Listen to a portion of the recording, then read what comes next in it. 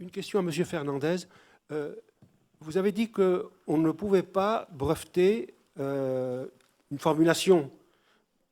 Vous pouvez expliquer pourquoi? Parce que, disons, les formulations en général, si elles ont une activité inventive, peuvent être brevetées, à ma connaissance. Alors, oui. Alors, moi, je ne suis pas un spécialiste, même si je le deviens de plus en plus de la propriété intellectuelle et industrielle.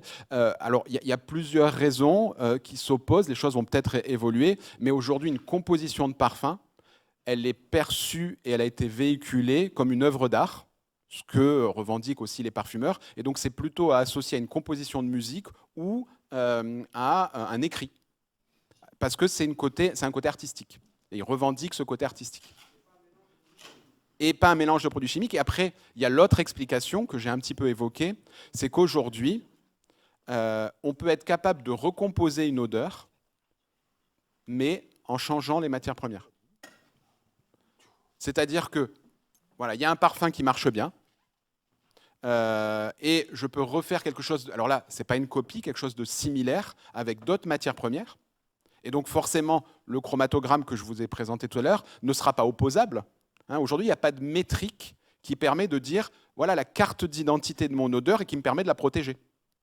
Et donc, comme quelqu'un d'autre va pouvoir faire la même odeur, la notion de protection, elle tombe un petit peu à l'eau.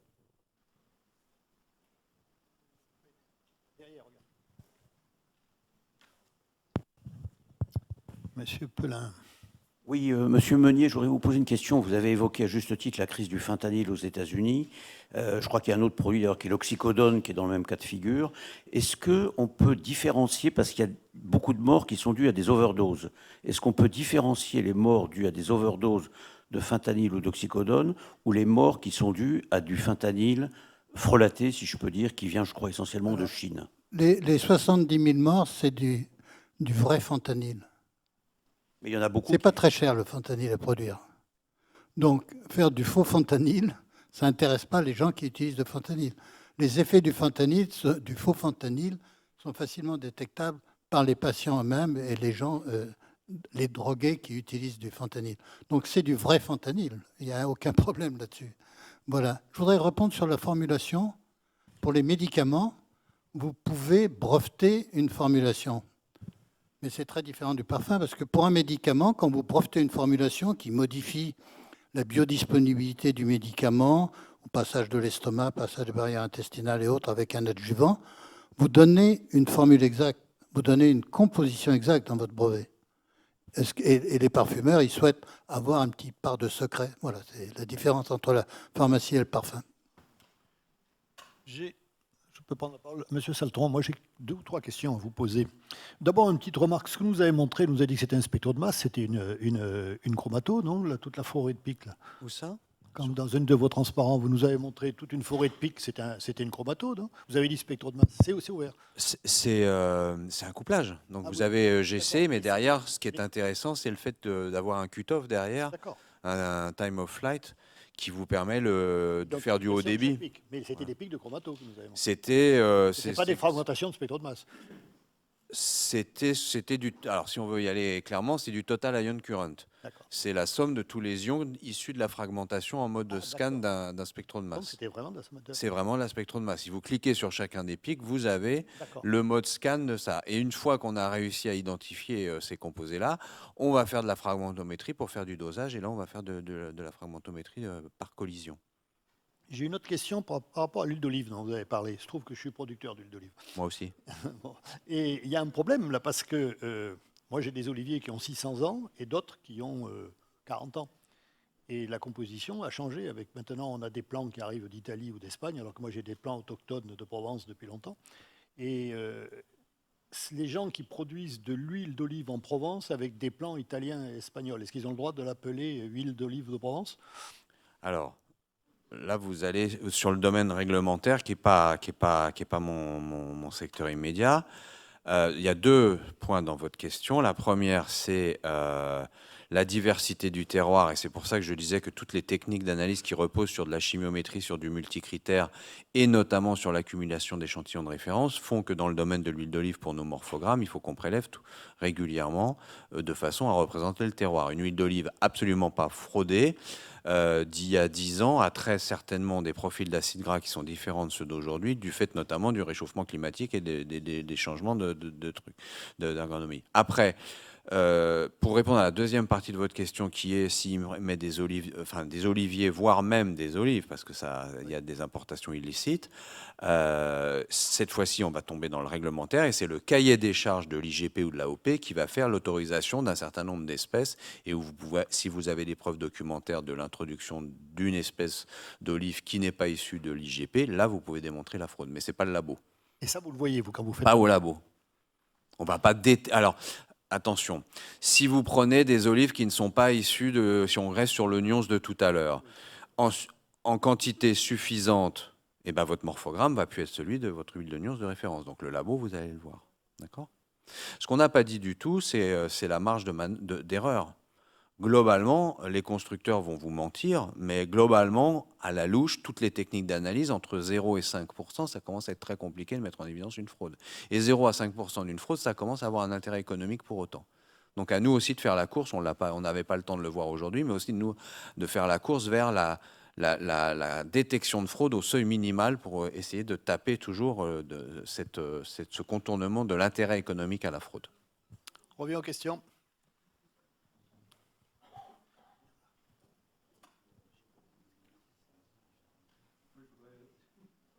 Oui, c'est bon. Remercier les conférenciers pour ces présentations extrêmement intéressantes. J'ai une question pour M. Bernard Meunier. J'ai été extrêmement sensible à sa présentation. J'en ai fait le président de la société de chimie thérapeutique et PDG d'une société de chimie à Lyon. Vous avez mentionné le caractère très organisé et en croissance de cette fraude. Et vous avez mentionné effectivement la corruption, qui est une histoire de doses financières. Comment vous imaginez pouvoir résister à ça, même dans les pays occidentaux, notamment au niveau des grossistes, de pharmacie, en Europe?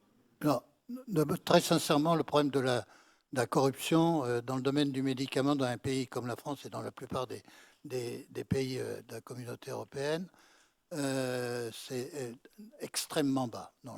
J'ai aucun doute sur le niveau d'honnêteté de distribution des médicaments. Par contre, dans d'autres pays, quand le problème de la gouvernance des pays, les pays qui n'ont pas la capacité à organiser la lutte contre la corruption, ou les pays où la corruption fait partie d'un certain culture traditionnelle, c'est beaucoup plus compliqué. Donc, la notion de corruption n'est pas tout à fait la même légalement en Europe, en France, que dans d'autres pays. Donc, il y a un cadeau dans d'autres pays et une corruption dans d'autres pays. Mais moi, au niveau européen, je n'ai pas beaucoup de soucis. On sent tout de même qu'il faut des exemples récents ont montré qu'il suffit de mettre de l'argent suffisamment pour arriver à corrompre. Et ça, c'est un phénomène de marché. Voilà. Il y a le marché de la corruption, le marché des mafias. Et comme les sommes en jeu sont extrêmement importantes, il est évident que vous pouvez arriver à corrompre beaucoup de personnes. Mais ça, c'est sur le plan international. Et les mafias dans le domaine du médicament sont grosso modo maintenant avec, ça se recouvre avec les mafias traditionnelles, le marché de la drogue, d'autres marchés lucratifs comme le transfert des clandestins et ainsi de suite. Mais ça, c'est une question de lutte, d'organisation, aussi une question de volonté. Aussi une question de volonté. À partir du moment, quand vous regardez le marché de la drogue actuellement, dans la drogue que vous achetez à la sortie du lycée ou du collège ou de la boîte de nuit et ainsi de suite, vous avez des produits qui sont tout de même très frelatés. Mais ça n'a pas l'air de déranger beaucoup de consommateurs. Tout de même. Il n'y a pas une association des consommateurs de cocaïne qui demande à vérifier la quantité de cocaïne. Je ne voudrais pas m'intoxiquer avec ma cocaïne habituelle. est-ce que mon vendeur me vend de la bonne cocaïne? Il n'y a pas d'association de défense des consommateurs de cocaïne. Voilà. Donc par contre, sur d'autres produits alimentaires, effectivement, s'il y a un ppm de quelque chose, on a peur qu'il se passe. Voilà. C'est une question d'ambiance, de mentalité. Ouais. Bernard, est-ce qu'on connaît l'origine des fraudes, des produits? Est-ce que ce sont des boîtes pharmaceutiques dans des pays un peu exotiques qui fabriquent des faux produits, ou bien c'est fabriqué dans le... Oh non, il y a de tout, de tout, de tout, de tout. Il y a les gens qui achètent des produits qui mélangent pour avoir le 10e de la dose et qui refont de la production en arrière-boutique dans certains pays. Je ne voudrais tout de même pas citer, parce que ça, c'est de la fraude qui a apporté tout le monde. Mais il y a absolument tout. Dans le médicament, on trouve de tout. De tout. C'est ce qui est dramatique.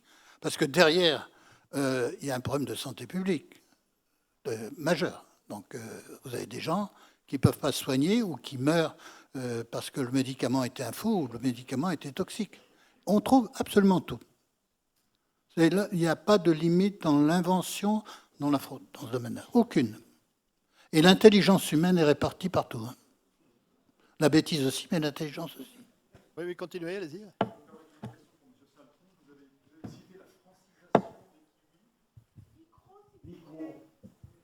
La francisation des kiwis. Je ne crois pas qu'il soit allumé, votre micro. Si, il est allumé, mais il ne parlait pas devant. Ah. Parlez. Si, il est allumé, vous pouvez parler. Donc la francisation des kiwis, comment est-ce qu'on peut disculper l'autre fraude qui consisterait à utiliser des pesticides interdits, mais en France? Ah ben ça... Et ça arrive. Waouh. Non, mais la réponse va être plus simple qu'elle n'y paraît. Quand je dis que quand on passe à l'avis d'expert, c'est un des éléments de l'enquête, là, typiquement, le fait de... on a un présupposé, c'est-à-dire que ce qui arrive au laboratoire, soit l'enquêteur nous dit on a un soupçon de francisation, et on va se dire, bon, on va commencer par les pesticides, on va avoir une attention particulière sur les pesticides. Ou à l'envers, se dire, tiens, il y a ces deux pesticides-là, ils ne sont pas autorisés en France, attention, ça pourrait être autre chose que simplement une anomalie, ça n'est pas une anomalie de traitement en France. Après, si votre pesticide est autorisé en France, ben là, ça n'aurait pas permis de faire de la francisation, on n'aurait pas pu répondre à la question. C'est un peu ce que je vous disais tout à l'heure sous forme de plaisanterie quand je vous disais aujourd'hui je ne vous présente que les trains qui arrivent à l'heure. Quand on met au point nos méthodes, on teste énormément de critères. Quand on a, à un moment j'ai zappé une diapositive parce qu'on n'avait plus le temps de le regarder, c'était l'ail. Il y a eu des embargos sur de l'ail d'origine Chine et on faisait semblant de les faire venir du Vietnam. Ils venaient de Chine. Donc la question était différence entre ail de Chine et ail Vietnam. Le laboratoire a traité énormément de paramètres. Et à la fin, on écrème et on retient les paramètres discriminants. Si dans une méthode, une fois que vous avez fini d'écrémer, vous ne discriminez plus, bah, c'est que vous n'y arriverez pas avec cette façon-là. Bon, une dernière question avant le repas et ensuite on pourra reparler puisqu'on aura une table ronde encore cet après-midi. Moi, j'ai une question naïve. Qui s'adresse à qui? À tous. Sur la dynamique de la fraude. C'est-à-dire que je pense que la fraude a une tendance à augmenter.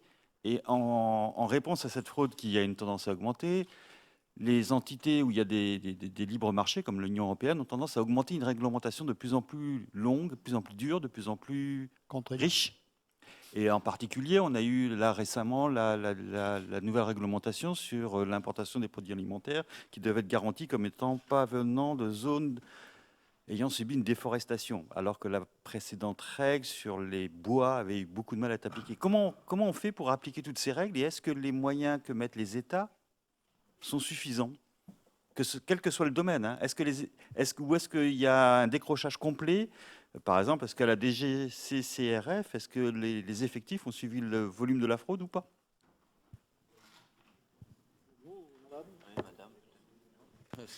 Vous avez vu comment on essaye de... Allez-y, je vous en prie, mon cher collègue. Si je pouvais éviter la réponse. Non, mais il est évident qu'on est en permanence entre le volume des moyens qui sont disponibles et ce qu'il y a en face sur la fraude. Vous n'avez pas parlé de stupéfiants, on ne parle pas de stupéfiants, mais c'est le grand classique. Combien, quand on présente des augmentations de saisies, c'est à la fois une bonne nouvelle et une très mauvaise nouvelle, parce que si le ratio est toujours le même, ça veut dire qu'il y a plus de marchandises qui rentrent. Sur les effectifs, bon, je n'ai pas à me prononcer sur les effectifs de la fonction publique par rapport aux missions qui nous sont assignées, mais c'est évident que la relation entre le moyen et le résultat, elle est directement corrélée. Ça me fait penser à... Alors je suis désolé, c'est pas malhonnête de ma part, mais je vais botter en touche sur le nombre de morts sur les routes. C'est exactement scientifique que la courbe est directement proportionnelle à la vitesse maximale. C'est affreux. Vous choisissez le nombre de morts en fonction de la vitesse maximale autorisée. C'est une décision politique. Voilà, une façon de vous répondre sans parler directement du sujet. Bon, alors, juste pour compléter, peut-être plus directement, c'est vrai qu'il peut y avoir des problèmes de mise en place de réglementation que la science n'est pas encore en mesure de pouvoir répondre entièrement. Donc, parce qu'elles se multiplient, des fois il y a des sujets qui sont très complexes et c'est vrai que nos autorités, mais ça c'est normal, veulent simplifier un peu les situations et on voit qu'il y a des produits qui sont très compliqués. Et dans certains cas, la mise en application d'une réglementation fait que les développements n'ont pas suivi et on n'est pas des fois en mesure de pouvoir répondre avec certitude, sauf si on arrive à pouvoir augmenter les effectifs pour pouvoir faire ce travail-là. Donc il y a quand même un petit peu cette difficulté, mais qu'on peut quand même, c'est pas pour les excuser, mais qu'on peut comprendre un petit peu. On va parler de ça cet après-midi. On aura les conférenciers et la table ronde pour justement aborder ce problème. Bon, maintenant on va à table. Non, pas le temps. On n'a pas le temps, madame.